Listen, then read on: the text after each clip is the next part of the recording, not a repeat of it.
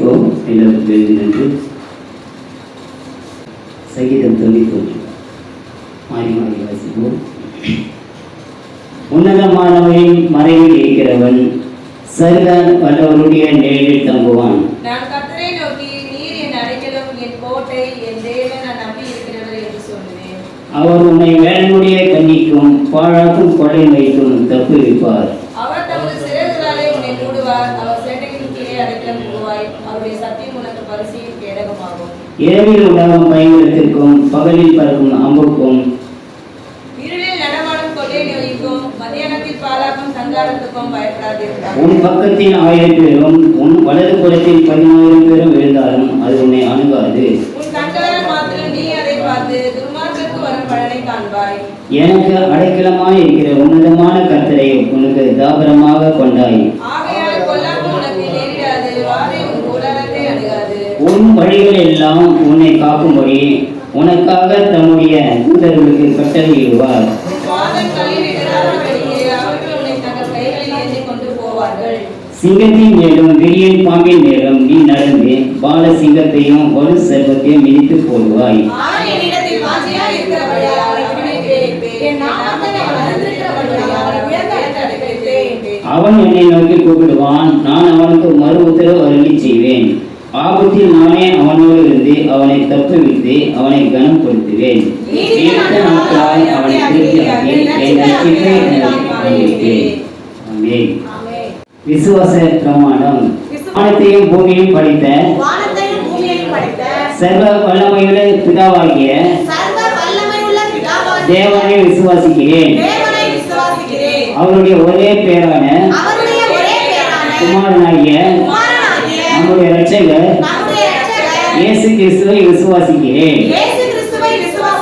அவர் பரிசுத்த ஆவியினாலே கன்னி மரியாள் இடத்தில் உட்பவித்து பிறந்தார். பொந்திய பிலாத்துவின் காலத்தில் பாடுபட்டு சிலுவையில் அறையுண்டு மரித்து அடக்கம் பண்ணப்பட்டு பாதாளத்தில் இறங்கினார். 3ஆம் நாள் மரித்தோர் இடத்தில் இருந்து எழுந்தருளினார். பரமண்டலத்துக்கு ஏறி சர்வ வல்லமையுள்ள பிதாவாகிய தேவனுடைய வலது பாரிசத்தில் வீற்றிருக்கிறார். அவ்விடத்தில் இருந்து உயிருள்ளோரையும் மரித்தோரையும் நியாயம் தீர்க்க வருவார். பரிசுத்த ஆவியை விசுவாசிக்கிறேன். நமக்கு பொதுவாய் இருக்கிற கிறிஸ்துவின் சரீரமான பரிசுத்த சபையை பரிசுத்தவான்களுடைய ஐக்கியமும் பாவ மன்னிப்பும் சரீர உயிர்த்தெழுதலும் நித்திய ஜீவனும் உண்டென்று விசுவாசிக்கிறேன். ஆமென். அல்லேலூயா. காணிக்கை பாடல்.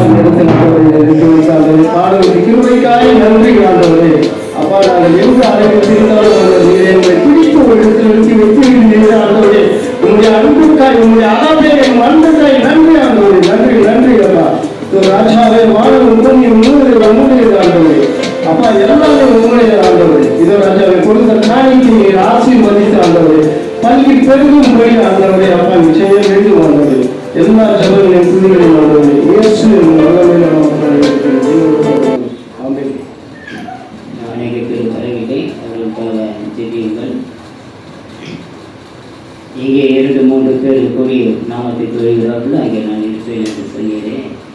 நன்றி என்பதை சொல்லியிருக்கிறோம். தலைப்பட்ட ஒவ்வொருக்காகவும் அவன் தெரிந்து கொள்ள வேண்டும். ஒரு செய்திக்காக ஆயத்தமாக இருக்கிறோம். ஐயாவை கரங்களை தட்டி வருவதற்கும்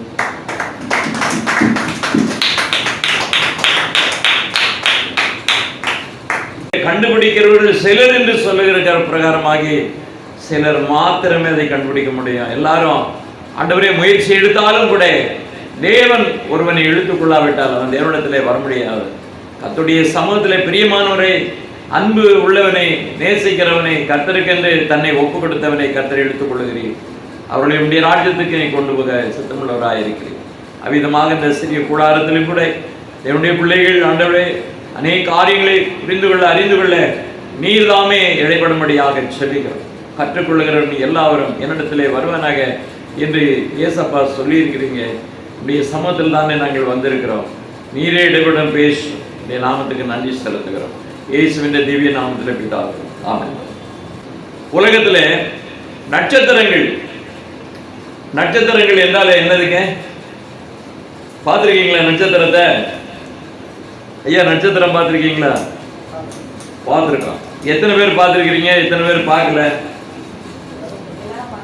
பார்த்துருக்கீங்க. நட்சத்திரத்திற்கு எப்படி பாஷையில் என்ன பேரு? கோஹா. நட்சத்திரத்திற்கு எப்படி பாஷையில் என்ன பேரு? கோஹா. வேதத்தில் ஆண்டவர் சொல்லி இருக்கிற இந்த ரகசியத்தை குறித்து உலகத்தில் அநேகர்களுக்கு தெரியுமானா தெரிந்திருக்க அவ்வளவு வாய்ப்பில்லை. ஆனா இந்த கோகாப்பினுடைய இந்த நட்சத்திரம் என்கிற ஒரு கதையை வைத்து உலகத்தில் அநேக மார்க்கங்கள் உருவாகி கொண்டிருக்கிறது. அநேக மார்க்கங்கள் தத்துவங்கள் உருவாகி கொண்டிருக்கிறது. முதலாவதாக உலகத்தில் பார்த்தீங்கன்னா கட்டுக்கதைகளை புனைந்து கொண்டு வருகிற ஒரு தேசம், ஒரு நாடு என்றால் பாபிலோன். பாபிலோன்ல மெசபடோமியா என்கிற முதல் நாகரிகம் தோன்றிய அந்த இடத்துல முதலாவதாக என்ன ஆச்சு அப்படின்னா புராணங்களை வளர்த்தார்கள், கதைகளை புனைந்தார்கள். அந்த கட்டுக்கதையும் அந்த புனைந்து விட்ட கதைகள் தான் இன்றைக்கு உலகம் முழுவதும் பரவி கொண்டிருக்கிறது. இந்தியாவில் அதுதான் பரவி இருக்கிறது. எதன் மூலமாக பரவுகிறது, எப்படி வந்தது என்று நாம் பார்க்கப்படும்போது ஆண்டவர் சொல்லி இருக்கிறார். உலகத்திலே எகிப்து தேசத்திலே கல்லேயர்கள் மந்திரவாதிகளாக இருந்தார்கள். அவர்கள் தேவதைகளுக்கு நட்சத்திரத்தினுடைய பெயர்களை வைத்தார்கள், ராஜாக்களுக்கு நட்சத்திர பெயர்களை வைத்தார்கள். இவ்விதமாக பூமியில் என்ன செய்தார்கள் என்றால் நட்சத்திர வழிபாடுகளை தொடங்கிவிட்டார்கள். அதுல ஒரு வேதத்தில் நீங்க நிறைய இடத்துல படிச்சிருப்பீங்க. ஒரு பெரிய நட்சத்திரம் ஒன்றை தூக்கி நட்சத்திர சப்பரத்தை தூக்கிக்கிட்டு என்ன பண்ணுவாங்க, அந்த காலத்துல எகிப்து தேசத்துல கடவுளாக கொண்டாடி வரும்போது நம்ம ஆளுகள் யாரு? நம்ம ஆளுகள்னா யாரு? இஸ்ரவேலர்கள் தான். அவர்கள் என்ன பண்ணாங்க, அந்த நட்சத்திரத்தை தூக்கி கொண்டு போகிற இடத்துல இவர்களும் போய் சேர்ந்து கொண்டார்கள். கர்த்தர் சொல்லி இருக்கிறார், ஆண்டவர் சொல்லி இருக்கிறார். உலகத்துல 10 கற்பனையிலே ஆண்டவர் என்ன சொல்லி இருக்கிறாரு? வானத்திலும் பூமியிலும் சமுத்திரத்திலும் தண்ணீர்ல எங்க இருக்கக்கூடிய உருவத்தை வணங்கக்கூடாது.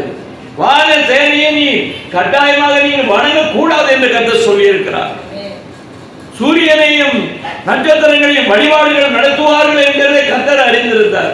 அப்படினால்தான் மோசேக்கு எச்சரிக்கையாக 10 கற்பனையிலே தேவன் அந்த வார்த்தையை மிக தெளிவாக ஆண்டவர் கொடுத்திருக்கிறார். 3ஆம் 4ஆம் தலைவரை நான் விசாரிக்கிற தேவன் என்று சொல்லி இருக்கிறார். இந்த காலகட்டங்களிலே பார்க்கப்படும் போது இந்திய தேசத்திலே கூட ஒரு மார்க்கம் இருக்கிறது. ஒரு மார்க்கம் அல்ல, ஒரு மதம் இருக்கிறது. அவர்கள் இதே புனைவுகளை, இதே கட்டுக்கதைகளை, எகிப்தியனுடைய கதைகளை, ஏத்தினுடைய புராணங்களை, பாபிலோனுடைய புராணங்களை, தெய்வங்களை, தேவதைகளை, ராஜாக்களுக்கு வைத்த பெயர்களை இந்த பூமியிலே என்ன செய்கிறார்கள்? இந்திய தேசத்திலும் ஒரு மத வழிபாடு வந்திருக்கிறது. இப்படிப்பட்ட ஒரு காரியங்கள் இங்கே இருக்கக்கூடிய ஜோசியங்கள் என்று வருகிற எல்லாமே இந்த ஜோசியத்தினுடைய தொடக்கம் எங்கே என்றால் எகிப்து. கிரேக்கர்களிடத்திலிருந்து வந்த இந்த காரியம், பாபிலோனிடத்திலிருந்து வந்த இந்த காரியம், தானியேல் பாபிலோனில் இருக்கப்படும் போது ஒரு சொப்பனத்தை இந்த ராஜா பார்த்தார். அந்த சொப்பனத்திற்கு அர்த்தத்தை சொல்லு அப்படின்னு சொல்லிட்டு என்ன பண்ணாரு? பூமியில் உள்ள எல்லா யாரெல்லாம் சாஸ்திரிகளை, ஞானிகளை எல்லாரும் வாங்கடா அப்படின்ட்டு அதை எடுத்துக்கொண்டு வாசிக்கப்படும் போது தானியேலுடைய புத்தகத்தில் எடுத்துக்கொண்டு வாசியுங்கள். அங்கே என்ன சொல்லப்பட்டிருக்கிறது? 2வது அத்தியாயத்திலே 10வது வசனத்தை நான் வாசிக்கிறேன். கல்தையர் ராஜ சமூகத்தில் பிரதியுத்தரமாக ராஜா கேட்கும் காரியத்தை அறிவிக்கத்தக்க மனுஷன் பூமியில் ஒருவனும் இல்லை. ஆகையால் மகத்துவமும் வல்லமையுமான எந்த ராஜாவும் இப்படிப்பட்ட காரியத்தை ஒரு சாஸ்திரியிடத்திலேயாவது, ஒரு சோசியனிடத்திலேயாவது, கல்லையரிடத்திலே கேட்டதில்லை. அப்ப என்ன அர்த்தம்? எகிப்து தேசத்துல தான் யார் இருந்திருக்கிறா?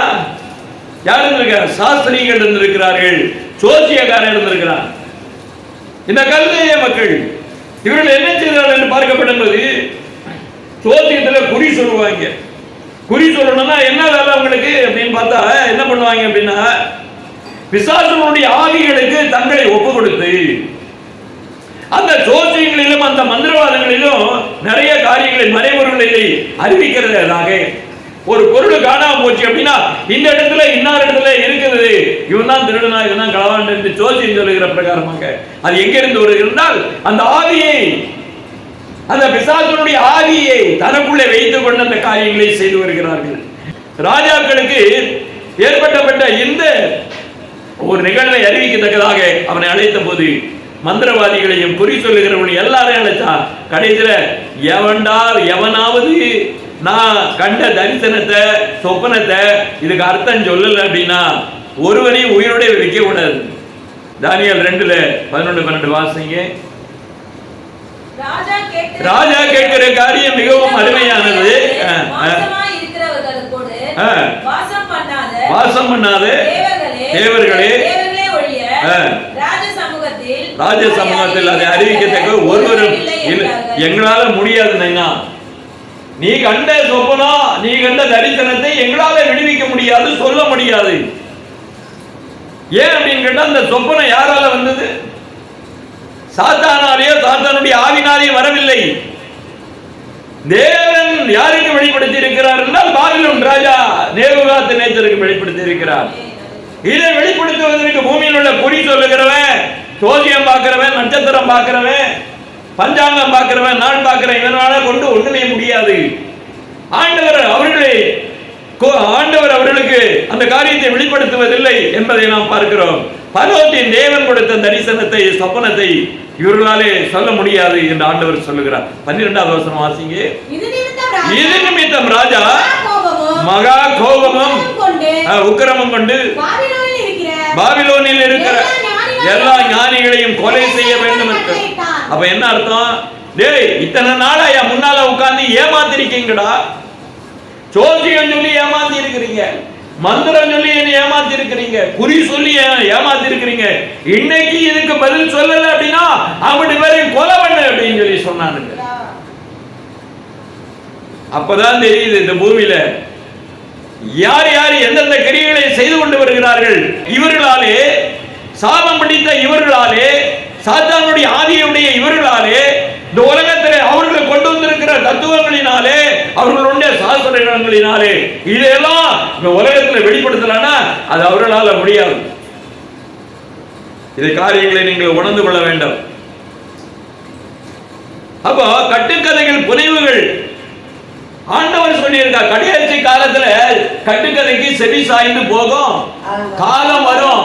கட்டுக்கதைகள், புராணங்கள் என்று சொல்லப்படுகிற போலியான ஒரு கருத்துக்கள், உபதேசங்களுக்கு பின்னாலே ஜனங்கள் இன்னைக்கு விழுந்து கிடக்கிறார்கள், பணிந்து கிடக்கிறார்கள். இங்க மட்டும் இல்ல, உலகம் முழுவதும் இந்த காரியங்கள் தொடர்ந்து கொண்டிருக்க கர்த்தர் சொல்லி இருக்கிறார். கட்டுக்கதைகளுக்கு பின்பதாக ஜனங்கள் போவார்கள் என்று ஆண்டவர் சொல்லி இருக்கிறார். ஆவியானவர் சொல்லி இருக்கிற தீர்க்க தரிசனம், ஜனங்கள் இப்படிப்பட்ட காரியங்களை செய்வார்கள் என்று ஆண்டவர் சொல்லி இருக்கிறார். அப்படிப்பட்ட இந்த பொல்லாத இந்த ஜனங்களை குறித்து ஆண்டவர் சொல்லுகிறார். ஒரு காரியத்தை நன்றாக புரிந்து கொள்ள வேண்டும்.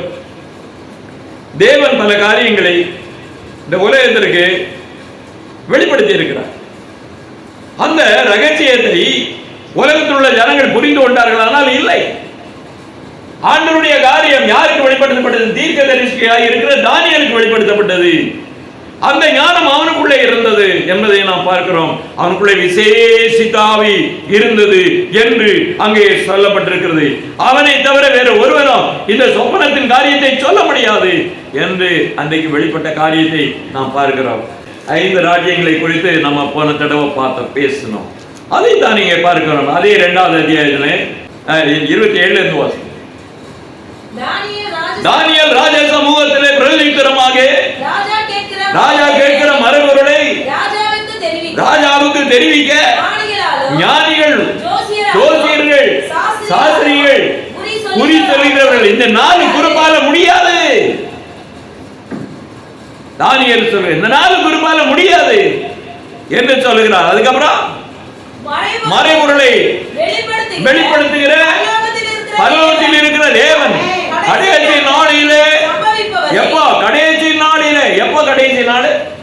இந்த காலத்தில், இந்த கடைசி காலத்தில் நடக்கிற சம்பவங்களை தானியேலுடைய காலத்திலேயே ஆண்டவர் வெளிப்படுத்தி இருக்கிறார். எத்தனை ஆயிரம், 2500 ஆண்டுகளுக்கு முன்பதாக எந்த சாம்ராஜ்யம் வரும், எந்தெந்த காலங்களிலே வரும், அப்புறமாக தேசங்கள் உடையும் பெரியும், அதுக்கப்புறம் கர்த்தரா இயேசு கிறிஸ்துவின் ராஜ்யம் வரப்போகிறது என்று சொல்லி 2500 ஆண்டுகளுக்கு முன்பதாக, இந்த ஆண்டுகளுக்கு முன்பதாகவே இந்த காரியங்கள் வெளிப்படுத்தப்பட்டிருக்கிறது. உலகத்தில் எப்ப சொல்லி இருக்கிறார் தலைவர்? எவ்வளவு பெரிய மறைபொருளை கர்த்தர் கொடுத்திருக்கிறார். அதை பார்க்கப்படும் போது நிறைய பார்க்கலாம். அதுக்கு கீழே வாசிங்க, 31 இருந்து வாசிங்க. ராஜாவே, நீர் ஒரு பெரிய சிலையை கண்டீர். அந்த பெரிய சிலை மிகுந்த பிரகாசமாய் இருந்தது. அது உமக்கு எதிராக காணப்பட்டது. அதன் ரூபம் பயங்கரமாய் இருந்தது. அந்த சிலையின் தலை பசும்பொன். பசும்பொன் 44 கேரட். நீங்க போட்டிருக்க கேரட் எல்லாம், நீங்க போட்டிருக்க எத்தனை கேரட்டுங்க? நீங்க போட்டிருக்க நகையெல்லாம் 24 கேரட்டுங்களையா? அதுலயும் ஜம்ப போட்டிருக்கேன். அதை தேய்ச்சி உரசி பார்த்தா தெரியும் 18 என்னன்னு தெரியும். அம்புட்டும் காப்பர் தான். அப்ப இந்த பாலத்தில் பார்க்கப்படும் போது பசும்பொன் என்று சொல்லப்பட்டிருக்கிறது. 44 கேரட் சுத்தமான தங்கம், பசும்பொன் என்று சொல்லப்படுகிறது. அதன் மார்பு, அதன் புயம், அது வெள்ளி, அது வயிறு, அது தொடையும் வெங்கலமாக இருக்கிறது. அதன் கால்கள் இரும்பு, அதன் பாதங்கள் பாதி இரும்பு பாதி கடுமணியமாக இருக்கிறது. அதுக்கப்புறமாக நீர் பார்த்து கொண்டிருக்கும் போது கைகளால் பெயர்க்கப்படாத ஒரு கொல் பெயர்ந்து உருண்டு வந்தது. அது அந்த சிலையை களிமண்ணுமாகிய அது பாதங்களிலே மோதி அதை நொறுக்கி போட்டது. இதுதான், இதுதான் யார் தரிசனம். ஆண்டவர் சொல்லி இருக்கிறாரு, நீர்தாயா. யாரு அந்த தலை பொண்ணு? யாரு? பசும்பொன் நீர்தான். யாரு? பாபிலோன் சாம்ராஜ்யத்தினுடைய சக்கரவர்த்தியா இருக்கிற நேபுகாத்நேச்சர் என்று அங்கே சொல்லப்பட்டிருக்குது. இரண்டாவது ராஜ்யத்தை குறித்து பார்க்கப்படும்போது அது புயங்கள் எப்படி இருக்கு? மார்பு புயங்களும் வெள்ளியா இருந்தது. அது மீதிய பெர்சிய சாம்ராஜ்யம் என்று நாம் பார்க்கிறோம். வயிறும் அதன் தொடங்கிய வெண்கலம் என்று நாம் பார்க்கிறோம். அது யாரு அப்படின்னா மகா அலெக்சாண்டர் ஆகிய கிரேக்க சாம்ராஜ்யம். கால்கள் இரும்பு என்று சொன்னால் ரோம சாம்ராஜ்யம். அதில் பாதங்கள் பாதி இரும்பு களிமண்ணமா இருக்கிறது என்றால் இந்த நாட்களிலே எல்லாம் உடைந்து போன சாம்ராஜ்யங்கள் உடைந்து சின்ன சின்ன நாடுகளாக தேசங்களாக இன்றைக்கு காணப்படுகிற நாடுகள் என்று நாம் பார்க்கிறோம். இப்படிப்பட்ட தேசங்களாக மாறும் என்று. ஆனா கடைசியில அது என்ன என்று பார்க்கப்படும்போது ஒரு பெரிய என்னது வருது? பெரிய ஒரு கல் உருண்டு வந்து அது அந்த சிலையும் இரும்பும் களிமண் எல்லாவற்றையும் உடைத்து நொறுக்கி போட்டது. இந்த உலகத்துடைய சாம்ராஜ்யத்தை அழித்து என்றைக்கும் எழுப்பி நிற்கிற ஒரு ராஜ்யம் வரப்போகிறது. அது ஆண்டவராய் இருக்கிற கிறிஸ்து இயேசுவின் சாம்ராஜ்யம். அப்போ இந்த காரியங்கள் சொன்னதெல்லாம் நடந்ததா இல்லையா? ஐயா, மகா அலெக்சாண்டர் வந்தானா இல்லையா? தரியு ராஜா வந்தானா இல்லையா? ரோம சாம்ராஜ்யங்கள் சக்கரவர்த்திகள் வந்தார்களா இல்லையா? அப்ப எல்லா காரியங்களும் அதுபடியாக ஆண்டவர் சொன்ன வார்த்தையின்படி உலகம் நடந்து கொண்டிருக்கிறது. உலகத்தினுடைய எல்லா ராஜ்யங்களை குறித்து வேதம் சொல்லி இருக்கிறது என்பதை நாம் பார்க்கிறோம். இந்த நட்சத்திரத்தினுடைய ரகசியங்களை குறித்து சின்ன ஒரு வார்த்தைகளை நாம் பார்ப்போம். இயேசு கிறிஸ்துவுக்கு ஒரு பெயர் கொடுக்கப்பட்டிருக்கிறது. அந்த பெயர் என்ன என்று பார்க்கப்படும்போது எண்ணாவது புத்தகத்திலே 24வது அத்தியாயம் 17வது வசனத்திலே நாம் வாசிக்கப்படுவது அவரை காண்பேன் இப்பொழுது அல்ல அவரை தரிசிப்பேன் சமீபமாய் அல்ல. ஒரு நட்சத்திரம் யாக்கோபில் இருந்து உதிக்கும், ஒரு செங்கோல் இஸ்ரவேலிலிருந்து எழும்பும், அது மோவாபின் எல்லைகளை நொறுக்கி நிர்மூலமாக்கி. அப்ப என்ன என்று பார்க்கப்படுவது, நான் ஒரு காரியத்தை நான் சொல்லுகிறேன், நான் கண் திறக்கப்பட்டவன். அதுவரைக்கும் அவன் கண் திறக்கப்பட்டுச்சா? ஆண்டவர் சொல்ல கேட்காத ஒரு தீர்க்கதரிசியாக இருந்தார். அப்ப கண் திறக்கப்பட்டவன். நிறைய தீர்க்கதரிசிக்கு சரியாகவே கண்ணு தெரியாது. அது இப்ப இருக்கிற தீர்க்கதரிசிக்கு கண்ணே தெரியாது. எது ஒண்ணுதான் தெரியும். என்ன தெரியும்? காசு பணத்தை காட்டியாச்சுன்னா கண்ணு திறக்கும். அப்படிப்பட்ட தீர்க்கதரிசிகள் இன்னைக்கு இருக்கிறாங்க. காசு வாங்கிட்டு குறி சொல்ற ஆளுகள் நிறைய இருக்கு. போறாங்க, அங்க வண்டியை வச்சுக்கிட்டு போறாங்க. அங்க ஒரு அம்மா சொல்லுது, இங்க ஒரு ஐயா தீர்க்கதரிசி சொல்றாரு, தீர்க்கதரிசின்னு போறாங்க. கூட்டங்களாக இந்த நாட்களில் அலைந்து திரிந்து நாசமாகி கொண்டிருக்கிறது. கிறிஸ்து இயேசுவின் நாமத்தை அறிந்திருக்கிற பிள்ளைகள் ஆண்டவருக்கு பயந்தவர்களாக, தேவ ஞானத்துக்கு உட்பட்டவர்களாக ஆண்டவருடைய வார்த்தையை கீழ்ப்படிந்து நடக்கணும். யாரு எங்கே இருக்கிறார், அவங்கள்ட்ட என்ன ஆவி இருக்குது, அதை நீங்கள் பார்க்க வேண்டும். வேதம் சொல்லுகிறது. எனக்கு அருமையான பிரியமானவர்களே, யாக்கோபில் இருந்து ஒரு நட்சத்திரம் உதிக்கும். வெளிப்பாடு புத்தகத்தில் உங்களுக்கு அந்த வசனம் சொல்லப்பட்டிருக்கிறது. வாசிங்க 22:16 வாசிங்க. சபைகளில் இவைகளை உங்களுக்கு சாட்சியாக அறிவிக்கும்படி இயேசுவாகிய நான் என் தூதனை அனுப்பினேன். நான் தாவீதின் வேரும் சந்ததி பிரகாசமுள்ள விடிவெளி நட்சத்திரமாய் இருக்கிறேன் என்றார். என்ன சொல்லப்பட்டிருக்கு ஐயா? நான் தாவீதின் வேரும் விடிவெளி நட்சத்திரமாய் இருக்கிறேன் என்று சொல்லுகிறார். இந்த உலகத்துல ஆண்டவர் சொல்லுகிறார், தாவீதின் வேறு விடுவெளி நட்சத்திரம். ஐயா, விடுவெளி நட்சத்திரம்னா என்ன? தம்பி நீங்க படிச்சிருக்கீங்க, பின்னால இருக்கிற சகோதரர் படிச்சிருக்கிறாரு, யோசப் ஐயர் படிச்சிருக்கிறாரு, இங்க இருக்கிற ஒரு ஞானி ஒருத்தர் உட்கார்ந்து இருக்கிறார். இவர்கள் எல்லாருக்கும் ஆண்டவர் கேட்கிற ஒரு கேள்வி. என்ன கேள்வி? நட்சத்திரம், விடிவெளி நட்சத்திரம் எப்ப எத்தனை மணிக்கு வரும்? ஐயோ, அதிகாலையில் தான் எல்லாருக்கும் தெரியும். ஆனா எத்தனை மணிக்கு வரணும்னு சொல்ல மாட்டேங்கல.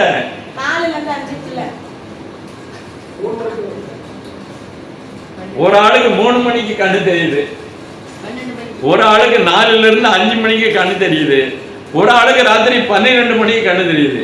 இங்கே எவ்வளவு பெரிய ஞானிகளாம் உட்கார்ந்து இருக்காங்க. வேதம் என்ன சொல்லுகிறது? எத்தனை மணிக்கு? கரெக்டா சொல்லிட்டாரு. கைகளை தட்டுங்க, கரங்களை தட்டுங்க. 4ஆம் ஜாமம்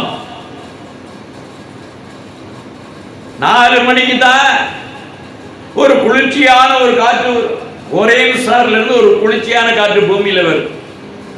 அந்த குளிர்ச்சியான நேரத்துல ஆண்டவர் உலாவுகிற நேரம், விடிவெளி நட்சத்திரம் புறப்படுகிற நேரம், ஆண்டவர் காலையில உலாவுகிறார். எவன்டா ஜெபிக்கிறானோ அங்கே இருக்கிறாரு, எவன் துதிக்கிறானோ அங்கே இருக்கிறாரு, எவன் வேத வாசிக்கிறானோ அங்கே இருக்கிறாரு. ஆண்டவர் யாரோட இருப்பார்? கர்த்தரை கம்பீரமாய் பாடி கீர்த்தனம் பண்ணுகிற மத்தியில நான் இருப்பேன். ஊமையா இருந்துகிட்டு ஜெபமும் பண்ண தெரியாம அப்படியே 2 வார்த்தையை சொல்லிட்டு 2 வார்த்தையை பைபிளை படிச்சுட்டு அதுக்கப்புறம் படுத்து பண்ணி மாதிரி தூங்கி 10 மணிக்கு எந்திக்கிறது நிறைய பேரு. நேரங்காலத்தை பார்க்குது, எந்திக்கிறது இல்ல, ஜெபிக்கிறது இல்ல, துதிக்கிறது இல்ல. எங்க இந்த கர்த்தர் கிரியை செய்வார்? ஒரு காரியத்தை நீங்கள் புரிந்து கொள்ள வேண்டும். விடிவெளி நட்சத்திரம் சூரியன் தொடங்கும் போது பூமியில என்ன செய்கிறதுனா வெளிச்சம் புறப்பட்டு வருகிறது. சூரியனுடைய ஒளி பூமியில பரவுறதுக்கு எவ்வளவு நேரம் ஆகுது? ஏங்க வெளிச்சம் சூரியன் உதயமாகும் போது அந்த வெளிச்சம் பரவுறதுக்கு எவ்வளவு நேரம் ஆகுது? 10 நிமிஷம். 9-10 நிமிஷம். இந்த விடிவெளி நட்சத்திரம் புறப்படும் போது அதுவரைக்கும் இருட்டுக்குள்ள ஒண்ணுமே தெரியாது. விடிவெளி நட்சத்திரம் வரும்போது எல்லாமே தெரியுமா தெரியாதா? கரெக்ட், எல்லாமே தெரியும்.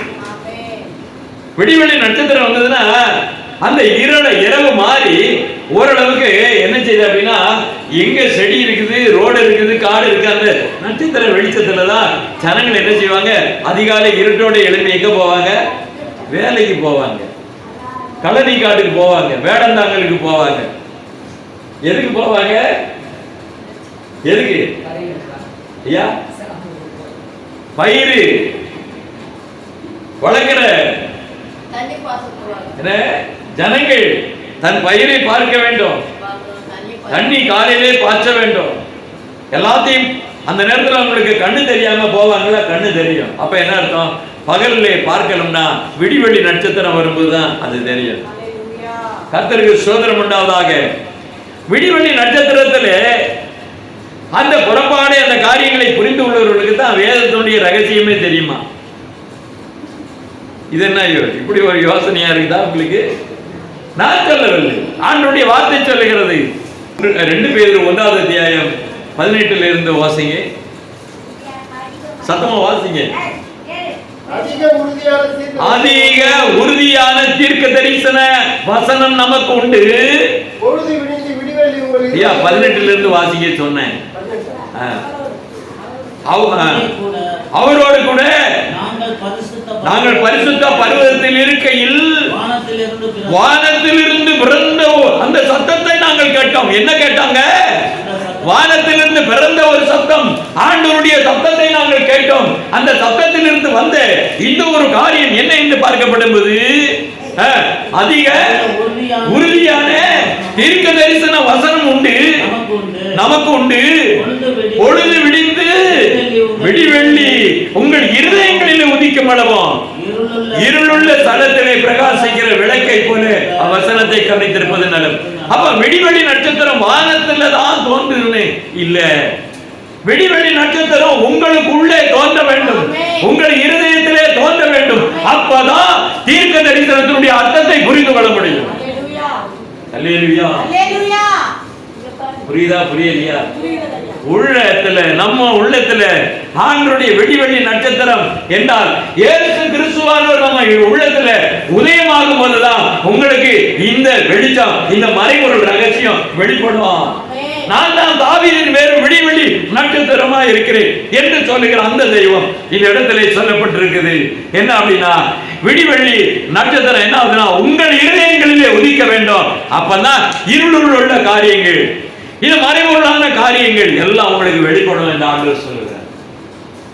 அதனாலதான் இன்னைக்கு எல்லாமே மாங்கு மாங்கு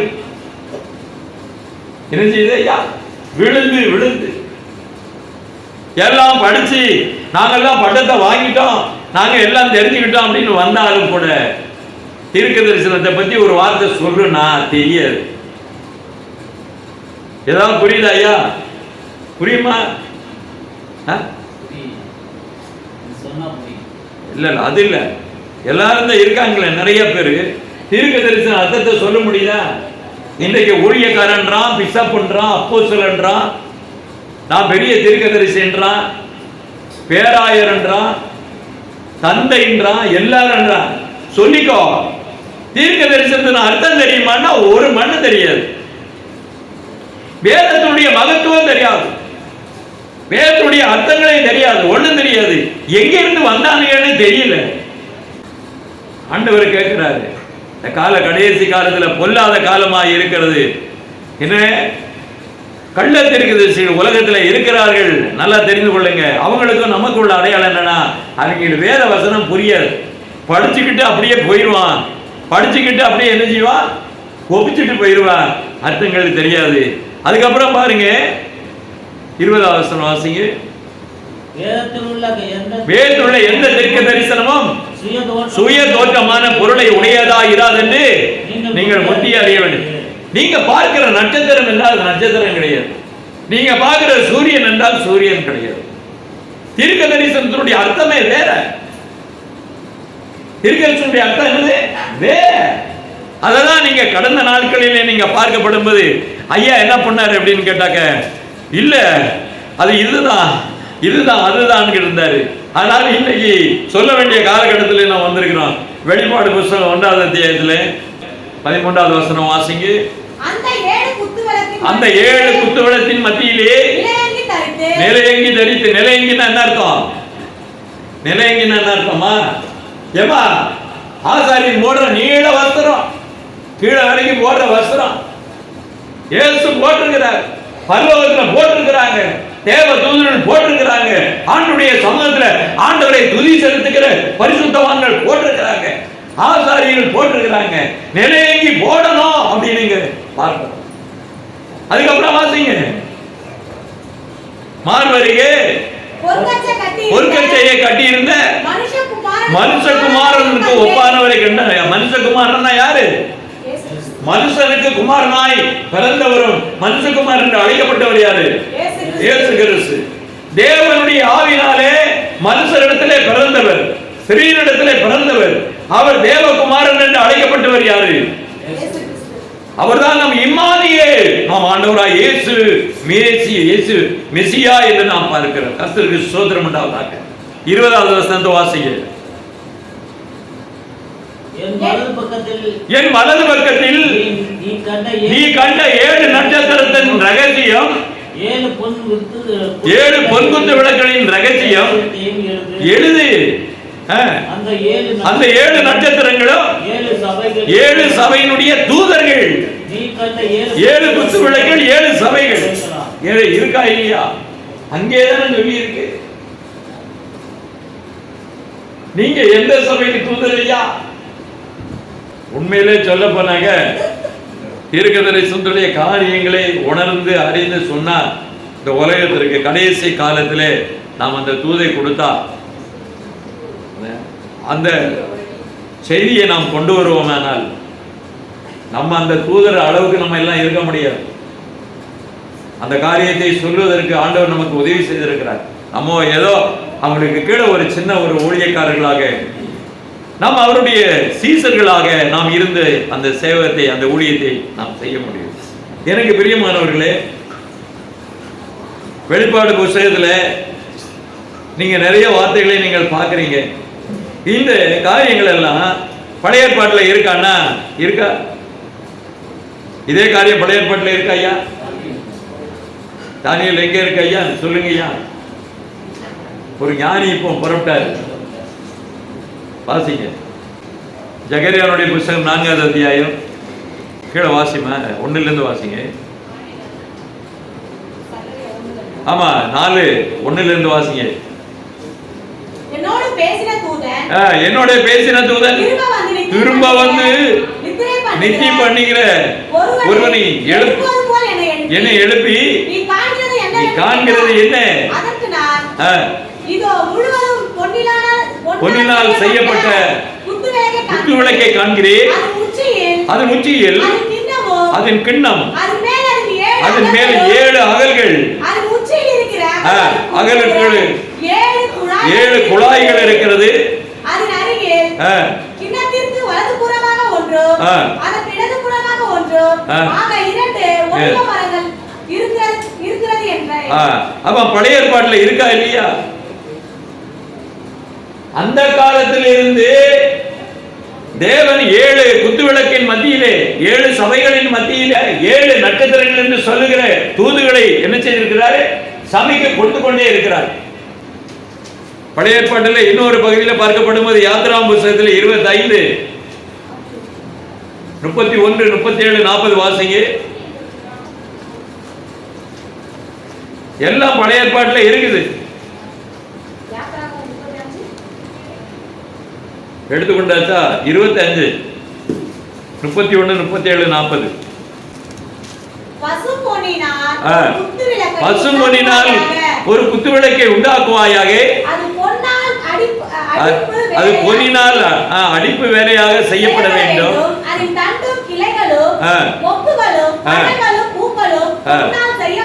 அந்த குத்துவிளக்கு அலங்கரிக்கப்பட்டிருக்கிறது.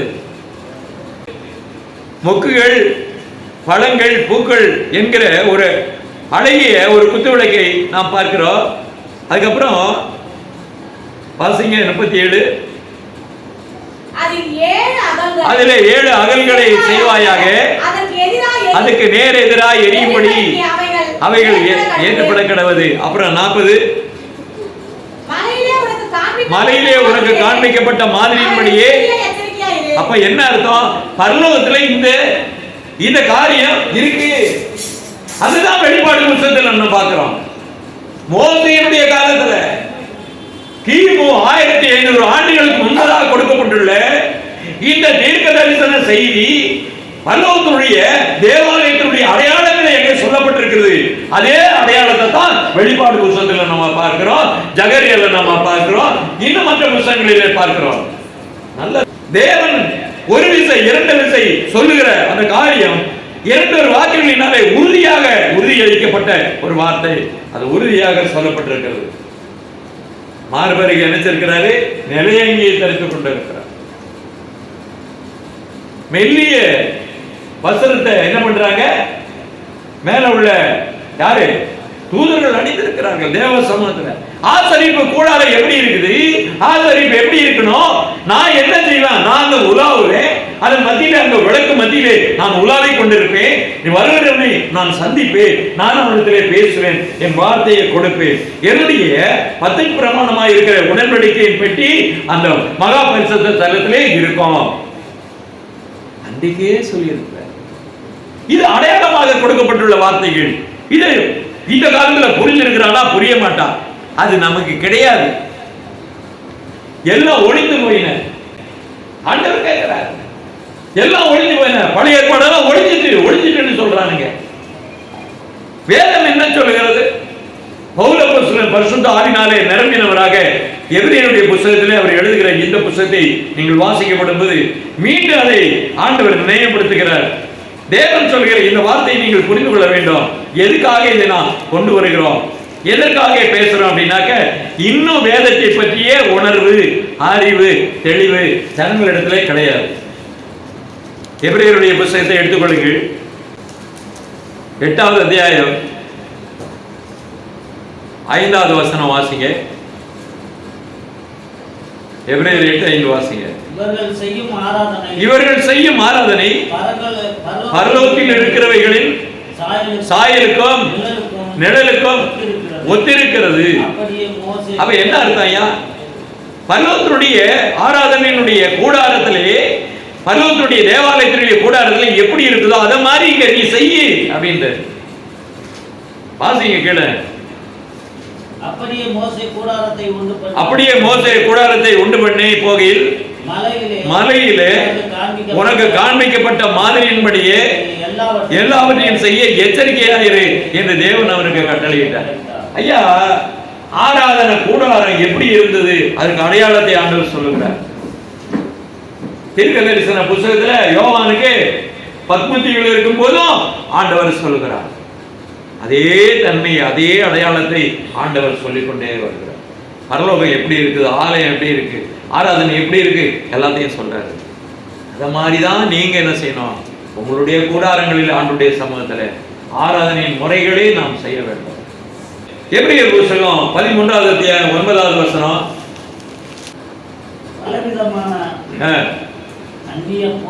அந்நிய போதனைகளினால் இன்னைக்கு நிறைய பேர் என்ன பண்ணுவாங்க, நிறைய பாஸ்டர்கள்ட்ட போவாங்க, அங்க கொஞ்சம் இங்க கொஞ்சம் அப்படியே குறிப்பெழுதிக்கிடுவாங்க. அப்புறம் அதெல்லாம் கலந்து ஒரு கலவையா கலந்து என்ன பண்ணுவாங்க, ஒரு மிக்சர் தயார் பண்ணுவாங்க. காங்கிரஸ் கொடி மிக்சர் 3 கலர் இருக்குது, அது மாதிரி 3 போதனைகளை ஒன்னாக்குது, நடுவில் இவங்க போதனையை கொஞ்சம் சேர்க்குது. டிவியில் எவனமா பேசுறான்னா நோட்ஸ் எடுக்குது, பிறகு என்ன பண்றது, ஃபில்டர் பண்றது, அப்புறம் கொஞ்சம் உருட்டிட்டு போறது. எங்கேயா இருக்குது? அதுதாங்க சொல்லுகிறாரு, இந்த படுபாவிங்க இந்த வேலையெல்லாம் செய்வாங்கப்பா, நீங்க கொஞ்சம் உஷாரா இருங்கப்பா அப்படின்னு சொல்றாரு. வாசிங்க 13:8-13:9 வாசிங்க. பலவிதமான அந்நிய போதனைகளால் அலைகொண்டு தெரியாதீர்கள், போஜன பதார்த்தத்தினால் அல்ல, கிருபையினாலே இருதயம் ஸ்திரப்படுவது நல்லது. இன்னைக்கு ஊழியக்காரன் கூட்டம் வச்சனா அன்பின் விருந்து இருக்கா ஐயா அப்படிம்பாங்க, பெட்ரோலுக்கு காசு இருக்கா ஐயா அப்படிம்பாங்க. வாரத்துக்கு 5 நாள் ஊழியக்காரன் கூட்டம்னா அங்க பறந்து போவாங்க, அப்படியே போய் சந்தோஷம். முகமெல்லாம் எதுக்கு அப்படின்னா பிரியாணிக்கு. ஏன் அந்த சந்தோஷம்? பெட்ரோலுக்கு காசு. அடுத்த நாள் எங்கப்பா கூட்டம், சரி அடுத்த ஃபெல்லோஷிப் வார்டு. என்னைக்கு ஊழியம் பண்ணுவா, என்னைக்கு ஜனங்களை சந்திப்பா? ஃபெல்லோஷிப் பண்றான், அந்த ஃபெல்லோஷிப் இந்த ஃபெல்லோஷிப் பண்றான், ஓடுன்னு ஓடுறாங்க. கடைசியில் போய் என்ன அப்படின்னாக்க, சாதாவா இல்ல ஐட்டமா, வெஜ்ஜா நான்வெஜ்ஜான்னு கேட்டுக்கிறேன். ஐயா அவரு நான்வெஜ் எல்லாம் போட மாட்டாரு, அப்ப கேன்சல். என்ன ஊழியக்காரன் எப்படி இருக்கணும், கொடுத்த பதார்த்தத்தை உண்டு மகிழ்ச்சியா இருக்கணும். அவன் ஊழியக்காரன் கனம் பண்ண தெரியாதவன், அதனால நான்வெஜ் போடல, அதனால நான் வரமாட்டேன். தேவனுக்கு பிரியமில்லாத ஒரு சிந்தனை, போஜன பதார்த்தங்களினாலே ஓடுகிற கூட்டங்கள் கேவலமா இருக்கு. இப்படிப்பட்ட காரியங்களை நாம் பார்க்கப்படும் போது, இப்படிப்பட்ட ஜனங்களை பார்க்கப்படும் போது ஆண்டவர் வேதனைப்படுகிறார், யோசிக்க வைக்கிறார். ஆண்டவர் யோசிக்க வைக்கிறாரு. நீங்கள் அவருடைய சிந்தனைகளை, அவருடைய எண்ணங்களை நீங்கள் பார்த்து நீங்க ஒதுங்குங்க, விலகுங்க என்று கர்த்தர் சொல்கிறார். வேற்றுமையான உபதேசத்தினால என்ன நடக்கும்? ஒரு இடத்துல வேற்றுமையான உபதேசத்தினால என்ன நடக்கும்?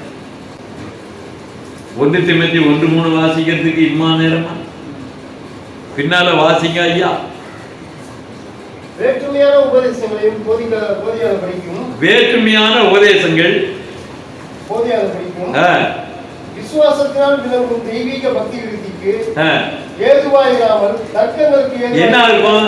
பக்தி விருத்தியை பத்தி அங்க கவலைப்பட மாட்டார், தர்க்கம் பண்ணுமா, நான் பெரியவன் நீ பெரியவன்.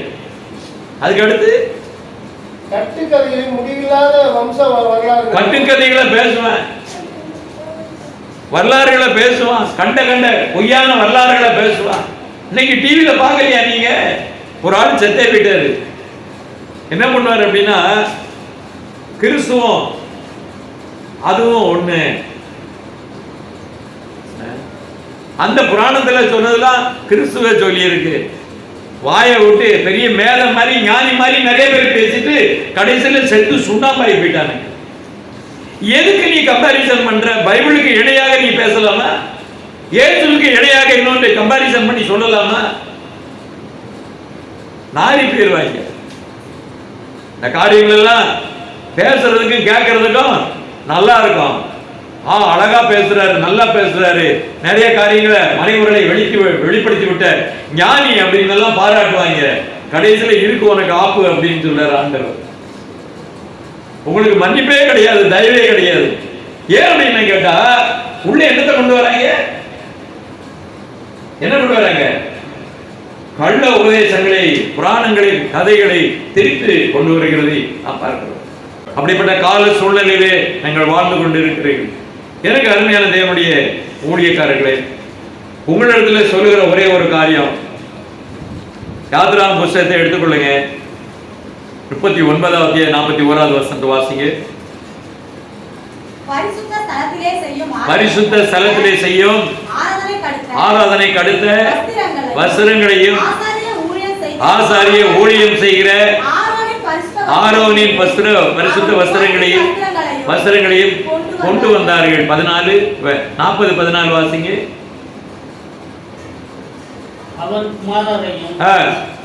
வர செய்து அவர்களுக்கு அங்கிகளை உடுத்தி 15 வாசிங்க. அவர்கள் எனக்கு ஆசாரிய ஊழியம் செய்யும்படி அவர்களையும் அவர்கள் தகப்பனையும் அபிஷேகம் பண்ணினபடி அபிஷேகம் பண்ணுவாயாக. அப்ப என்ன அர்த்தம்?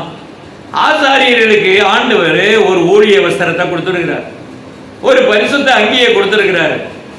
இன்னைக்கு பார்த்தாக்க கேவலப்படுத்தி பேசிக்கிட்டு இருந்தாங்க. அங்கி போட்டு வர ஊழியக்காரன் கேவலமா பேசுவாங்க.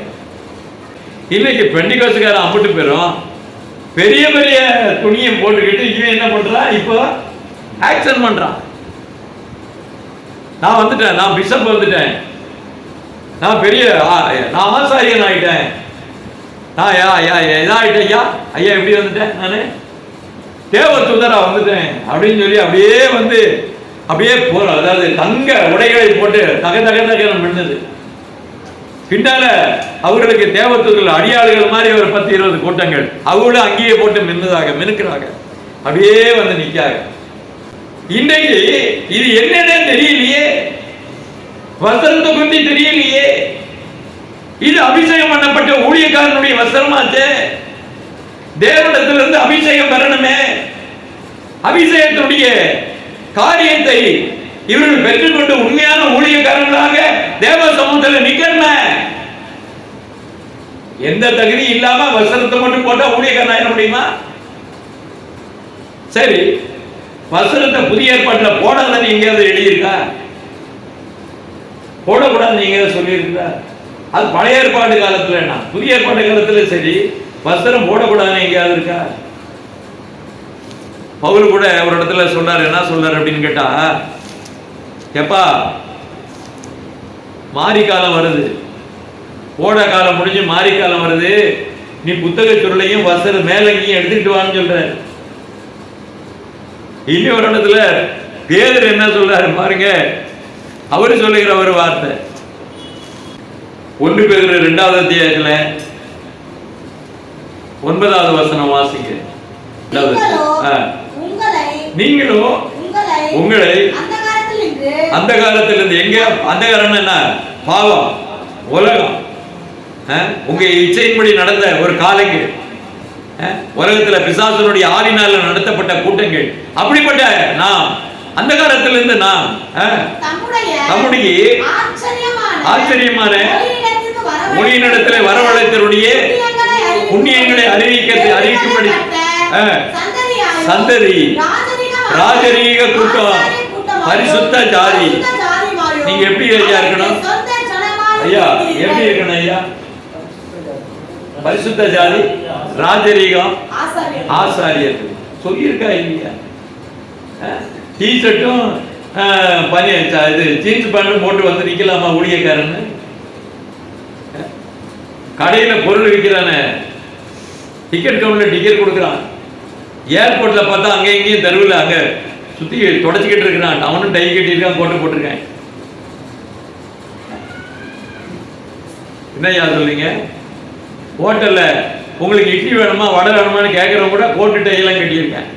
அது மாதிரியா வந்து நிக்க சொல்லி இருக்கு. ஆண்டவர் எப்படி சொல்லி இருக்கிறாரு? அவர் உங்களுக்கு ஒரு யூனிஃபார்ம் கொடுத்திருக்கிறாரு, ட்ரெஸ் கோட் கொடுத்திருக்கிறாரு. உலகத்தில் உள்ள எல்லா டிபார்ட்மெண்ட்டுக்கும் ட்ரெஸ் கோட் கொடுத்தது பைபிள் தான். ஆண்டவர் சொல்லி தான் கொடுத்திருக்கிறாரு. ராணுவத்துக்கு அதான் கொடுத்திருக்கிறாரு. எல்லாத்துக்கும் இருக்குது, அடையாளங்கள் இருக்குது. எல்லாம் இதுல இருந்து தான் திருடப்பட்ட காரியங்கள். அதனாலே என்னுடைய பிள்ளைகளே, இந்த வேளையுமாக உங்களை அழைக்கிறேன். நீங்க கால்களை கழுவிட்டு வாங்க. நீங்க அங்கேயே போடுறதுக்கு தயாரா இருங்க. திருவிருந்திலே கலந்து கொண்ட உங்களை கர்த்தர் அழைக்கிறார். ஆசீர்வதிப்பார்கள்.